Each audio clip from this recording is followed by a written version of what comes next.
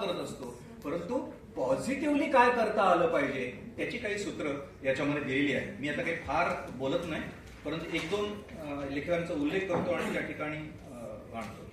गुरुदक्षिणा हा तिनं लिहिलेला जो आहे हा खूप चांगला लेख आहे आणि तो शिक्षकाविषयी आहे. आणि गौरी याला मी शब्द आहे की व्रतस्थ शिक्षक. आमचे एक मित्र असत आहेत, माझे मित्र, तर ते गमतीनं कधी कधी म्हणत असत, पूर्वजन्मी केले पाप, पूर्वजन्मी केले पाप, शिक्षक झालो आपोआप. आपोआप होणारे काही शिक्षक असतात, काही आणखी नाही, ढकल लागतं. ही त्यातली शिक्षिका नाही. मला शिक्षिका व्हायचंय. 12वी असताना तिने जे याचा उल्लेख केला ते तेव्हा बघत होतो की सायन्स मधली असताना सुद्धा मराठीची आवड होती. आणि आता तिचं बोलताना किंवा तिचे लेख वाचल्यानंतर तुमच्या असं लक्षात येईल की नवोदित लेखिका असं तुम्हाला वाटणार नाही. खूप उत्तम मराठी ती लिहिते आहे, उत्तम विचार ते करताना दिसते आहे. तेव्हा व्रतस्थ शिक्षक आपल्याला मिळणं खूप आवश्यक आहे. आणि ती काय म्हणते की शिक्षकाने नुसतं पुस्तक शिकवू नये, शिक्षकाने नुसत्या परीक्षा घेऊ नये, शिक्षकाने पुस्तकी ज्ञानापेक्षा मुलांशी काहीतरी एक नातं जोडलं पाहिजे, मुलांच्या जीवनामध्ये काही परिवर्तन केलं पाहिजे.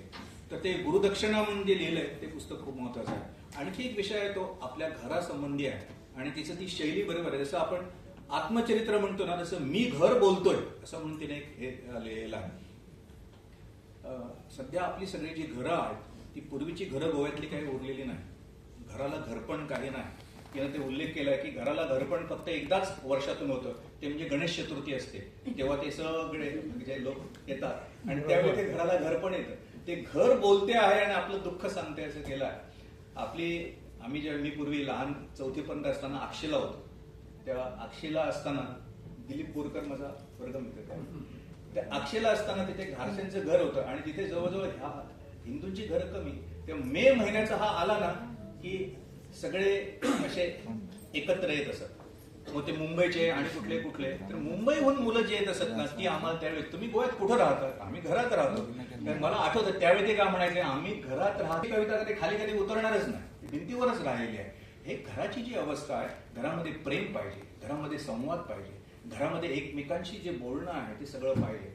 हा तुझ्या सगळ्या लेखकामध्ये लक्षणीय अशा प्रकारचा हा झालेला आहे.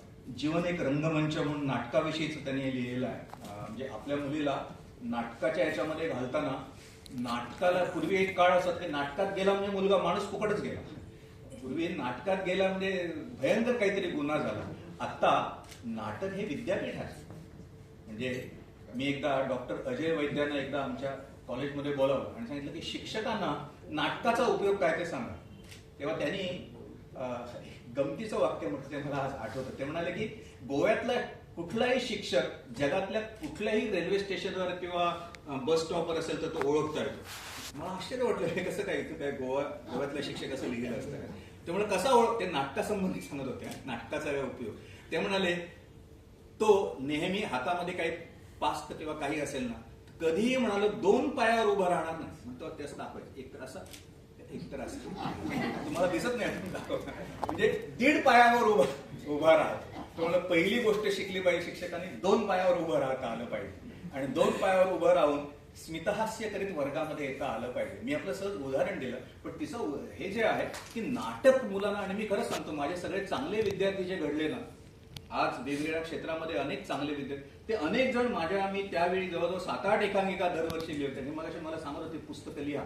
7-8 एकांकिका आहेत, पण मी दुसऱ्यांच्याच प्रस्तावना लिहितो नाही. तेव्हा आता कुठेतरी तुमचं म्हणणं ऐकलं पाहिजे आणि ते एकांकिकाचं पुस्तक आणि कवितेचं पुस्तक हे प्रसिद्ध केलं पाहिजे. हे सगळे विषय गौरीने जे लिहिले आहेत ना, ते